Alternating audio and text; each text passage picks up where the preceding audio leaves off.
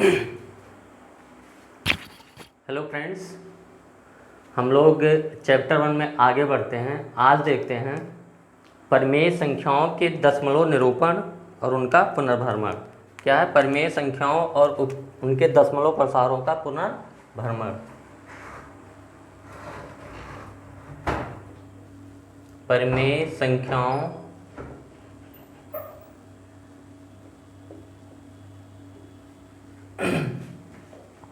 और उनके दशमलव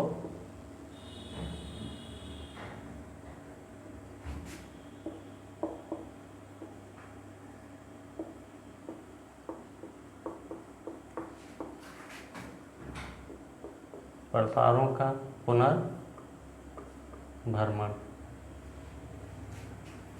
तो ये पिछली क्लास में ये सब देखा जा चुका है, इसीलिए इसको बोला जा रहा है, लेकिन ये हम मान के नहीं चलेंगे कि आपको पहले से पता है कुछ भी।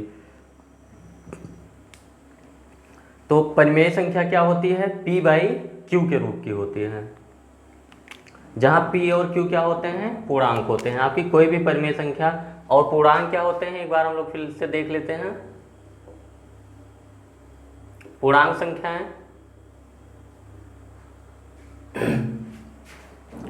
0, 1, 2, 3, 4, एक एक आप इसी में जोड़ के बढ़ते चले जाइए। 10, 11, 12 आप इधर बढ़ते चले जाइए, और फिर इधर -1, -2, -3, -4, -5, -6, -7, -8, -9, -10, -11 आप इधर भी बढ़ते चले जाइए। तो इनको क्या बोला जाता है? पूर्णांक संख्याएं।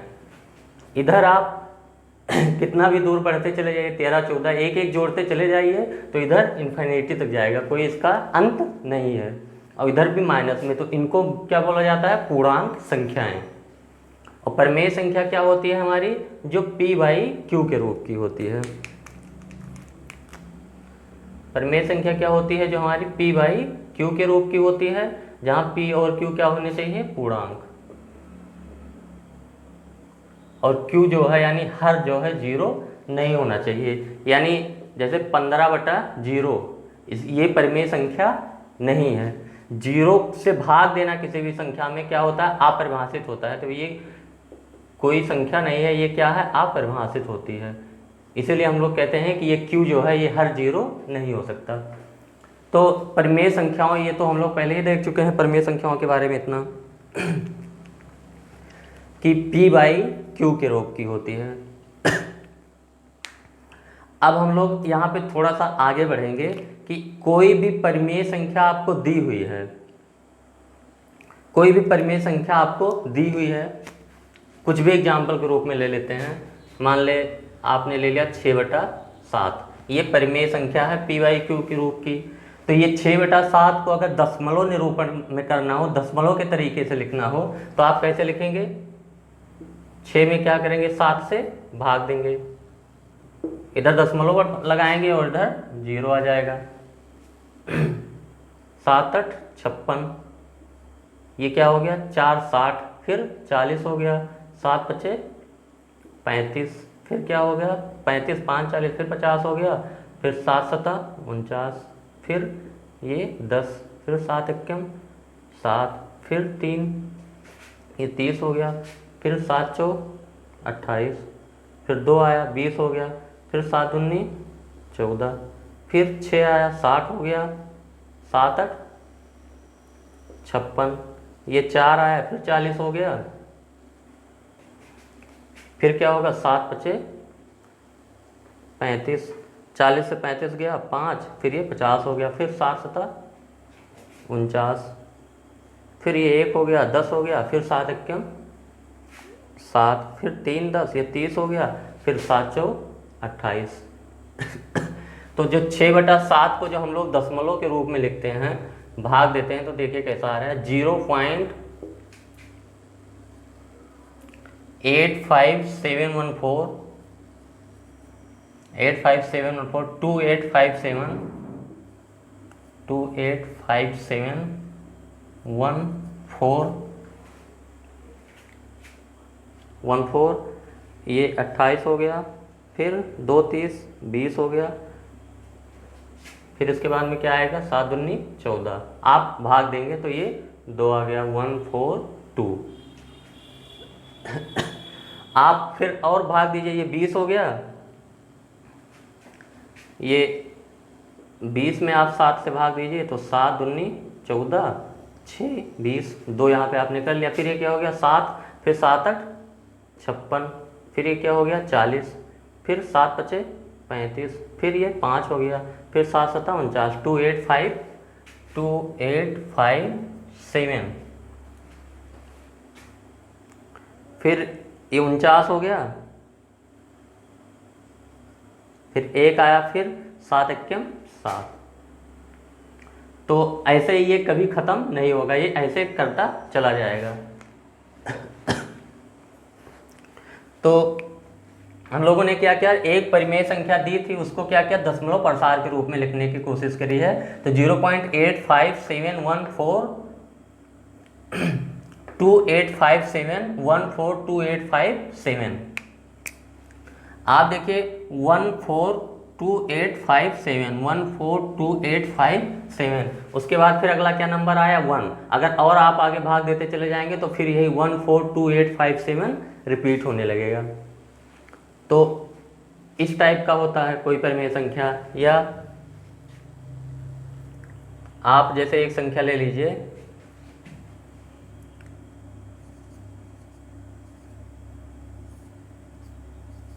ये परिमेय संख्या है, p/q के रूप की है। इसको दशमलव के रूप में लिखने के लिए क्या करेंगे, 10 से भाग देंगे आप, तो क्या हो जाएगा, ये 372 है।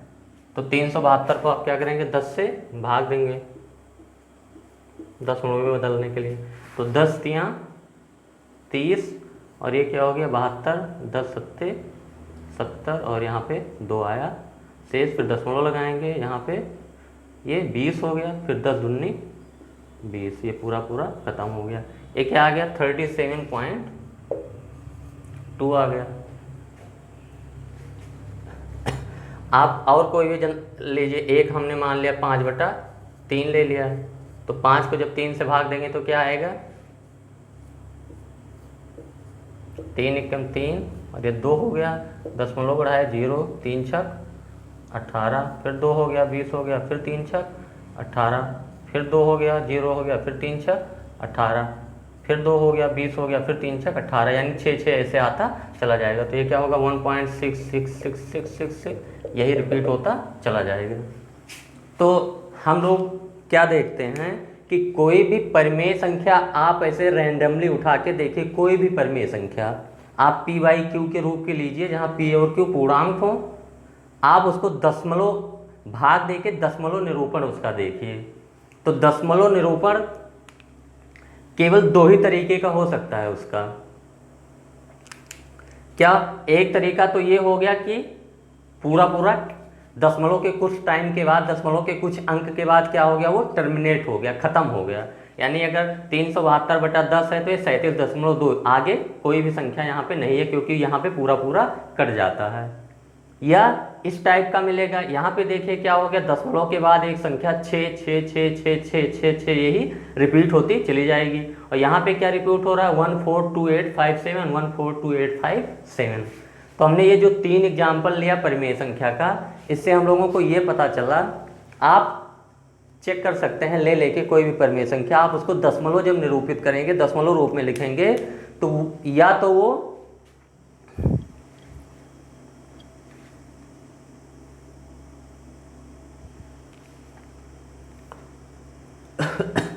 या तो वो क्या करेगा टर्मिनेट कर जाएगा, और या तो क्या करेगा दशमलव के कुछ टाइम के बाद कोई फिक्स नंबर वही रिपीट होने लगेगा। तो ये होता है पैटर्न इसमें।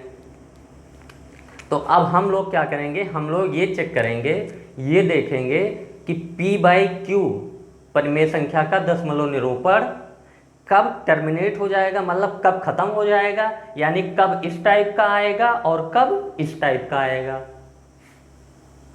हम लोग परिमेय संख्या ये देख के बताना चाहते हैं, कुछ ऐसा ढूंढना चाहते हैं कि हमको पता चल जाए, कि उससे हम जान पाएँ कि ये परिमेय संख्या है, अगर इस टाइप की है तो इसका दशमलव प्रसार क्या होगा, इस टाइप का होगा, या उस टाइप का होगा।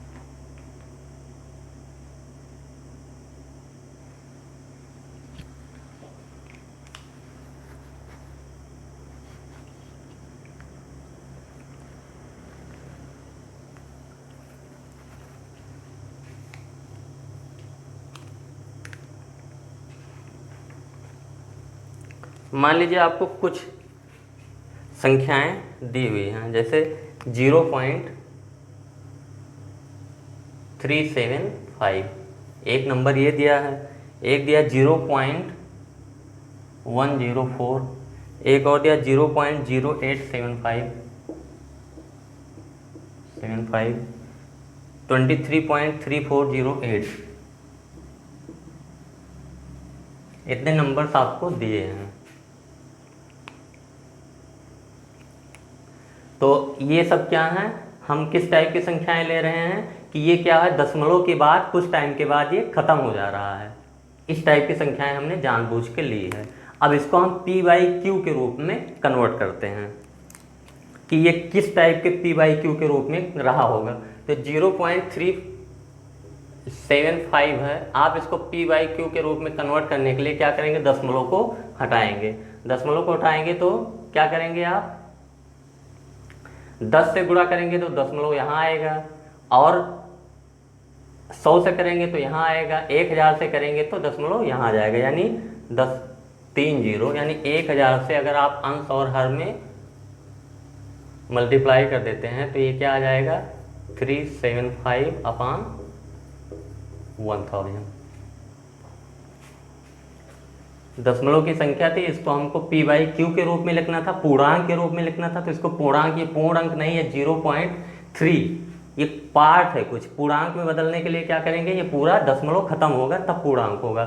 तो ये 375 बनाने के लिए क्या करेंगे, दशमलव के बाद की जितनी संख्याएं होती हैं एक के बाद उतने जीरो से आपको मल्टीप्लाई करना होता है। जैसे मान लो कि 0.5 है, आपको दशमलव हटाना है तो क्या करेंगे, 10 से मल्टीप्लाई करेंगे ऊपर नीचे, तो ये हो जाएगा 5/10। अगर 0.005 है या 0.05 है तो आप क्या करेंगे, 100 से मल्टीप्लाई करेंगे। जब 10 से मल्टीप्लाई करते हैं तो दशमलव एक स्थान शिफ्ट होता है, फिर 10 से मल्टीप्लाई करते हैं तो दशमलव एक स्थान और शिफ्ट होता है। तो ये चीज़ हम लोग तो समझते हैं। अगला हमारा क्या है, 0.104, इसको क्या करेंगे, किससे मल्टीप्लाई करेंगे, p/q के रूप में बदलने के लिए 1 2 3 3 0, 1 2 3 0, यानी इसको भी 1000 से मल्टीप्लाई करेंगे तो ऊपर वाला क्या हो जाएगा 104, नीचे वाला हो जाएगा आपका 1000। ये क्या है 0.0875, इसको भी क्या करेंगे, एक के बाद 1 2 3 4 0, 1 2 3 4 0, 10,000 से मल्टीप्लाई करेंगे तो ऊपर वाला क्या हो जाएगा 875, नीचे हो गया 10,000।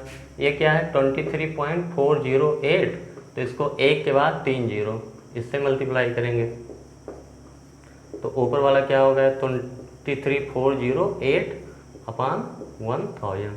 हमने क्या किया, दशमलव संख्याएं दी हुई थी, दशमलव संख्याएं दी हुई थी, और किस टाइप की दशमलव संख्याएं हैं, ये टर्मिनेट वाली हैं कि खत्म हो जा रही हैं, दशमलव के कुछ अंक के बाद खत्म होने वाली, उनको p/q के रूप में हमने बदल लिया। p/q का मतलब पूर्णांक के रूप में, ये पूर्णांक नहीं है।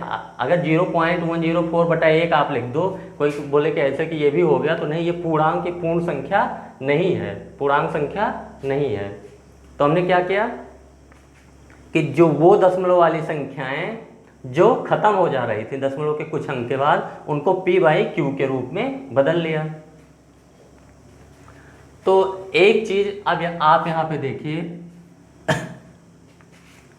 कि सबके हर में या तो 10 आएगा या 100 आएगा या 1000, यानी ये 10 का गुणज ही आ रहा है।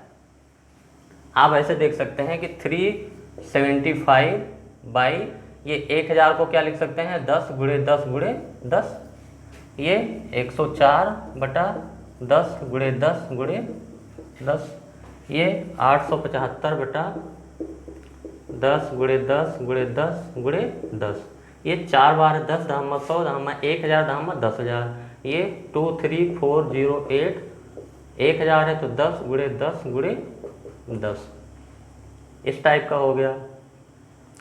अब जो है एक चीज देखिए, अंश और हर में कुछ उभयनिष्ठ गुणनखंड होंगे, उसको आप कैंसिल करते चले जाएंगे, कैंसिल कर देंगे।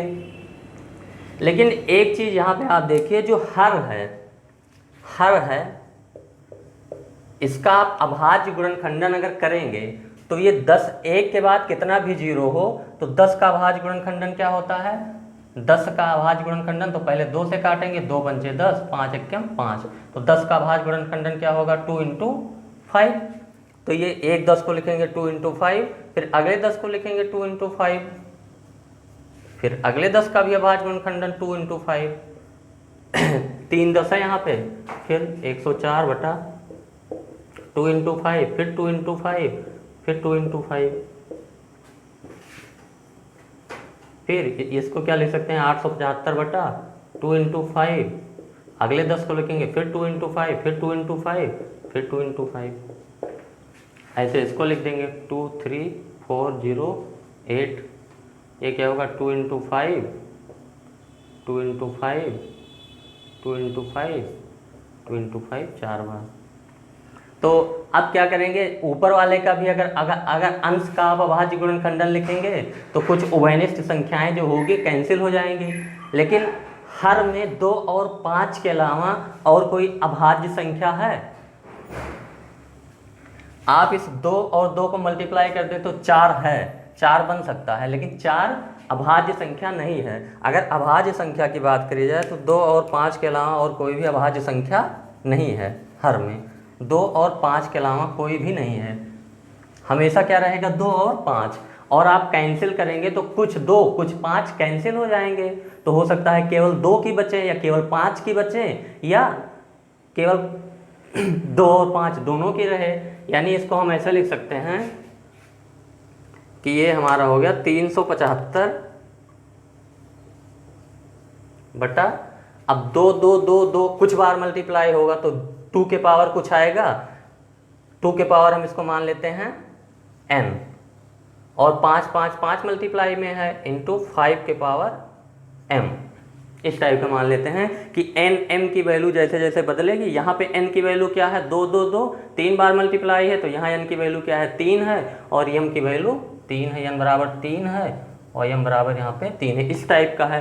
375 बटा 2 के पावर n 5 के पावर m, इसको भी लिख सकते हैं 104 बटा 2 के पावर, चलिए यहाँ पे ऐसे लिख लेते हैं 2 के पावर 3 इंटू 5 के पावर 3, यहाँ लिखेंगे 2 के पावर 3 इंटू 5 के पावर 3, यहाँ पे क्या लिखेंगे 875 बटा 2 2 2 4 बार मल्टीप्लाई तो 2 के घात 4, 5 5 4 बार मल्टीप्लाई, और इसको क्या लिखें 23408, ये 2 के पावर 4 इंटू 5 के पावर 4। आप उभयनिष्ठ गुणनखंड कैंसिल करेंगे इसका अभाज्य गुणनखंडन करके, मैं नहीं कर रहा हूँ क्योंकि इसमें से कुछ 2 कुछ 5 निकल जाएंगे, या हो सकता है पूरा 5 का कैंसिल हो जाए या पूरा 2 को, लेकिन रहेगा क्या, जो बचेगा वो 2 और 5 ही रहेंगे, हो सकता है केवल 2 बचे या 5 बचे या 2 या 5 दोनों रहें। तो इससे हमको एक चीज़ ये गेस लग रहा है कि अगर इस टाइप की संख्याएं होगी कि जिसका दशमलव प्रसार दशमलव के कुछ अंकों के बाद खत्म हो जा रहा है, तो उनको जब हम p/q के रूप में लिखेंगे तो उनका जो हर होगा इसमें 2 और 5 के अलावा कोई भी अभाज्य गुणनखंडन नहीं होगा, ये हम लोग गारंटीली कह सकते हैं। ये हम लोग एक निष्कर्ष निकालते हैं कि वो दशमलव संख्याएं कोई भी आप लेके करेंगे, दशमलव के मान लीजिए 10 अंक तक है तो 1 के बाद 10 जीरो मल्टीप्लाई करेंगे तो नीचे जो आएगा वो 10 का गुणज आएगा, तो अभाज्य गुणनखंडन करेंगे तो जो 2 × 5 2 × 5 2 × 5 ही आएगा। यानी एक पैटर्न हमको यहाँ पे ये पता चला कि अगर कोई भी दशमलव संख्या है, दशमलव के कुछ अंक के बाद खत्म होने वाली संख्या है, तो वो p/q के रूप की जब करी जाएगी तो उसके हर में 2 और 5 के अलावा और कोई अभाज्य गुणनखंडन नहीं रहेगा। या इसका उल्टा भी सही होगा कि अगर आप ऐसी संख्या लेते हैं जिसके हर में 2 और 5 के अलावा कोई अभाज्य संख्या नहीं है, तो उसका दशमलव निरूपण क्या होगा? टर्मिनेटिंग होगा, मतलब कि दशमलव के कुछ अंक के बाद खत्म हो जाएगा। तो ये हम लोगों को ये थ्योरम का रूप दिया गया है। तो आप देखिए, जो बहुत सिंपल चीज़ होती हैं, सिंपल चीज़ जो एकदम दिखती है हम लोगों को, वो थ्योरम बना के दे दिया जाता है। लेकिन आपको अगर थ्योरम डायरेक्टली थ्योरम के रूप में बताया जाएगा तो थोड़ा बोझ पड़ता है, मतलब समझ में नहीं आता, अजीब सा लगता है। लेकिन आप देखिए कि हम लोग क्या करेंगे, डेवलप करेंगे कोई भी कॉन्सेप्ट, कोई भी थ्योरी, कोई भी थ्योरम हम लोग क्या करेंगे, डेवलप करेंगे, खुद से करके देखेंगे, बाद में उसे क्या करेंगे, फिर उसको प्रमेय के रूप में देखेंगे। तो यहाँ से हमको ये समझ में आया कि भैया अगर दशमलव के अंकों के बाद समाप्त होने वाली कोई परिमेय संख्या के रूप में p/q के रूप में लिखेंगे तो उसके हर में 2 और 5 के अलावा कोई उभयनिष्ठ गुणनखंडन नहीं रहेगा, और इसका उल्टा भी सही होगा। आप इसको कन्वर्ट करेंगे तो इस टाइप का बनेगा, यानी दशमलव प्रसार, तो इसको 2 प्रमेय हम लोग लिखते हैं।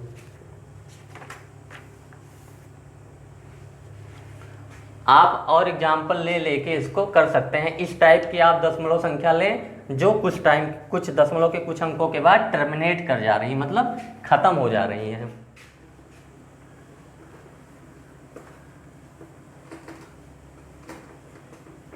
कोई भी दशमलव संख्या आप लीजिए, दशमलव के कुछ अंकों के बाद अगर वो खत्म हो जा रही है, मान लीजिए आपने ले लिया 15.5348762987654321 इस टाइप का। इसके बाद ये समाप्त हो गया, मतलब यहाँ पे अब और कुछ नहीं है। इसको ले लिया आपने दशमलव संख्या, तो इसको p/q के रूप में लिखिए। ये पूर्णांक नहीं है क्योंकि 15.53 ये फ्रैक्शन में है, मतलब पूर्णांक नहीं है। तो आप क्या करेंगे, इसको क्या करेंगे, ऊपर नीचे अंश और हर में 10 से अगर मल्टीप्लाई करेंगे तो दशमलव यहाँ खिसकेगा, 100 से करेंगे तो यहाँ, 1000 से करेंगे तो यहाँ, यानी दशमलव के बाद जितने भी अंक हैं 1 2 3 4 5 6 7 8 9 10 11 12 13 14 15 16, यानी एक के बाद 1 2 3 4 5 6 7 9 10 11 12 13 14 15 16। इससे क्या करेंगे, अंश और हर में मल्टीप्लाई कर देंगे।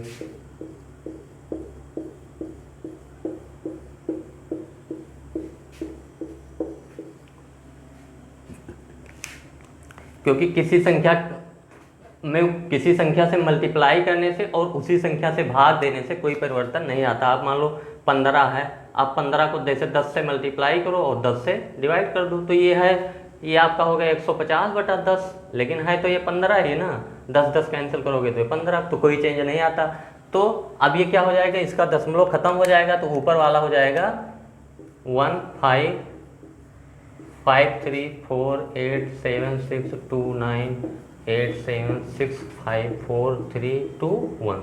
ये क्या हो गया, पूर्णांक संख्या हो गया, और नीचे वाला भी हो गया आपका 1 2 3 4 5 6 7 8 9 10 13 14 15 16। ये अब ये p/q के रूप का हो गया, ये पूर्णांक है। ऊपर वाला भी पूर्णांक बन गया, नीचे वाला भी पूर्णांक बन गया।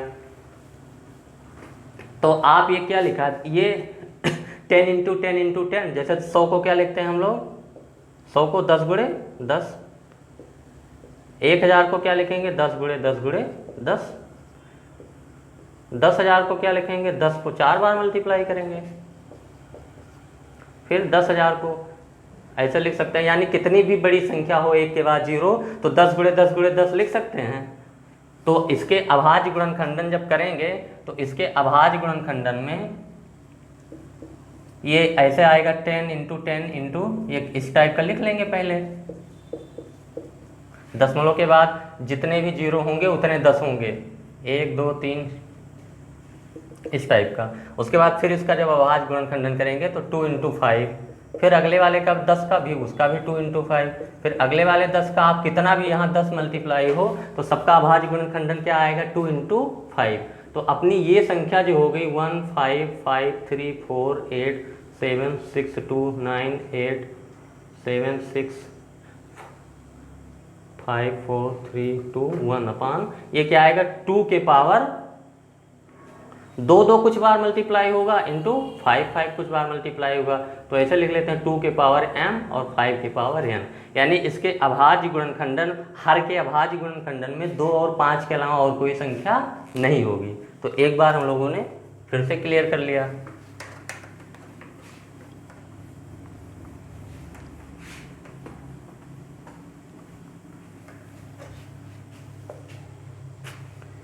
इसी को प्रमेय 1.5 कहा गया है।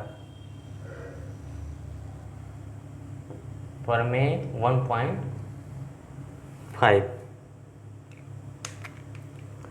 तो इस टाइप की संख्या जो होती है जैसे 15.387, दशमलव अंक जब खत्म हो जाता है, दशमलव के बाद कुछ अंकों बाद जब ये टर्मिनेट हो जाता है तो इसको क्या कहते हैं? शांत दशमलव संख्या। शांत दशमलव, इसको कैसी संख्या बोलते हैं? शांत दशमलव संख्या। शांत मतलब टर्मिनेट हो गया, रुक गया, दशमलव के कुछ अंकों के बाद क्या हो गया? टर्मिनेट। इस टाइप की संख्या को क्या बोलते हैं? शांत दशमलव संख्या। तो हम लोगों ने क्या निकाला कि अगर शांत दशमलव संख्या है, यानी दशमलव के कुछ अंकों के बाद संख्या खत्म हो जा रही है, तो उसका जो p/q के रूप का जो निरूपण करेंगे वो हमेशा क्या रहेगा? उसके हर में 2 और 5 के अलावा और कोई अभाज्य गुणनखंडन नहीं रहेगा। तो इसको लिख लेते हैं हम लोग लैंग्वेज के रूप में। मान लीजिए x एक ऐसी परिमेय संख्या है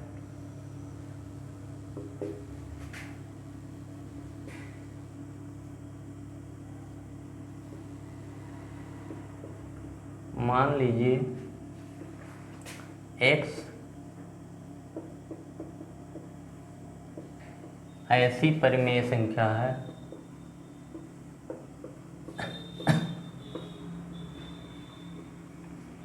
परिमेय संख्या जिसका दशमलव प्रसार शांत है।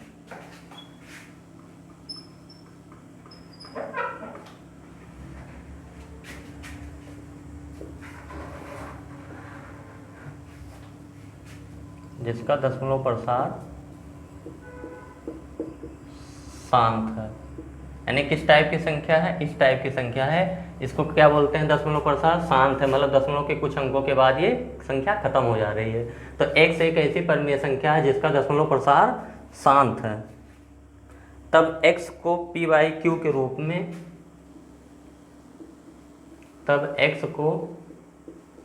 p/q के रूप में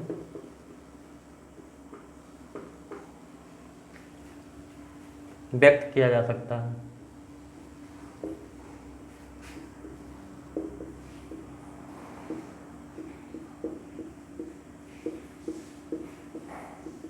व्यक्त किया जा सकता है जहां p और q सह अभाज्य हैं।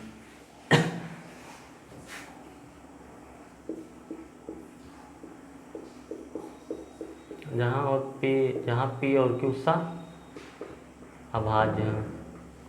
सहअभाज्य का मतलब कि p/q के रूप में आपने इस हिसाब से लिख दिया है कि अब इन दोनों में कोई उभयनिष्ठ गुणनखंड नहीं है। जैसे ये 10/15 है, ये किसी भी संख्या से नहीं कटेगा दोनों। लेकिन ऐसे मान लो 12/15 होता है, ये 3 चौक 12, 3 पंजे 15, तो इसको ये 4/5 के रूप में लिख देते। तो अब सहअभाज्य का मतलब कि उस रूप में हमने पहुंचा दिया है कि अब वो अंश और हर किसी का कोई संख्या से विभाजित नहीं होती है। एक के अलावा व्यक्त किया जा सकता है जहाँ p और q सहअभाज्य है तथा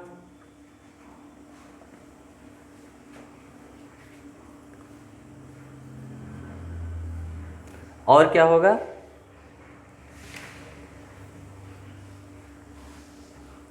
Q का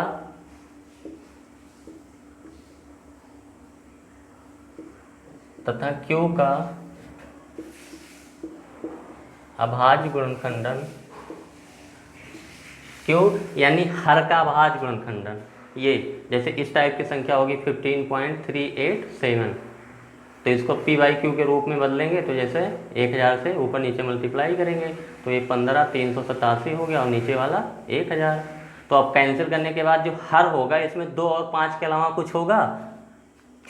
वो जब इसका अभाज्य गुणनखंडन लिखेंगे तथा Q का अभाज्य गुणनखंडन 2 के पावर m या n, जो भी बुक में लिखा होगा, 2 के पावर n 5 के पावर m, 2 के पावर n इंटू 5 के पावर m के रूप का है।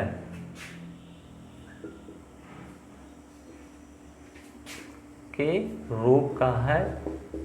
और एन एम क्या है, जहां n कामा m ऋणेतर पूर्णांक है। ऋणेतर पूर्णांक का मतलब कि जो ऋण पूर्णांक संख्याओं को छोड़ के, ऋण के इतर, यानी ये एन एम की वैल्यू कोई भी पूर्णांक पॉजिटिव पूर्णांक हो सकता है। तो ये हम लोगों ने प्रमेय 1.5 देखा। क्या कह रहा है एक बार देख लेते हैं कि x एक ऐसी प्रमेय संख्या है जिसका दशमलव प्रसार शांत है। शांत का मतलब कि दशमलव के कुछ अंकों के बाद वो संख्या खत्म हो गई है, तब x को p बाई क्यू के रूप में व्यक्त किया जा सकता है। p बाई क्यू के रूप में व्यक्त करेंगे और क्या होगा, जहां p और q सहाभाज्य है, क्या करेंगे, उभयनिष्ठ से जो p और q में होगा वो कैंसिल कर देंगे तथा q का अभाज्य गुणनखंडन 2 के पावर n इंटू 5 के पावर m।